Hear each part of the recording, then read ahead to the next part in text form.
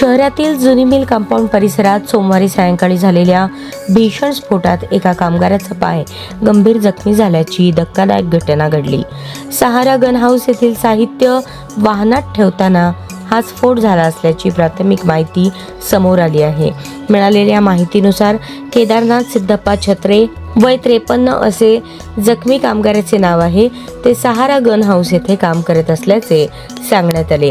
जुनी mill compound परिसरातील road लगतच्या शॉपिंग सेंटरमध्ये सहारा गन हाऊसचे दुकान आहे।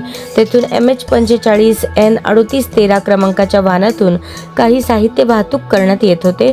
सायंकाळी साधारण 6:21 सुमारास संबंधित कामगार साहित्य वाहनाच्या डिक्कीत ठेवत होते। त्यावेळी अचानक साहित्य खाली पडून मोठा स्फोट झाला। या स्फोटात त्यांच्या उजव्या पायाला गंभीर दुखापत झाली। घटनेनंतर काही काळ मदत यंत्रणा घटनास्थळी पोहोचली नसल्याचे प्रत्यक्षदर्शींनी सांगितले। दरम्यान सामाजिक कार्यकर्ते तथा शिखर पहार या फाउंडेशनचे प्रमुख राज सलगर यांनी तात्काळ घटनास्थळी धाव घेत जखमी कामगाराला आपल्या वाहनातून सोलापूर शासकीय रुग्णालयात दाखल केले। वेळेत उपचार मिळाल्याने जखमीची प्रकृती गंभीर असली तरी स्थिर असल्याची माहिती मिळाली आहे।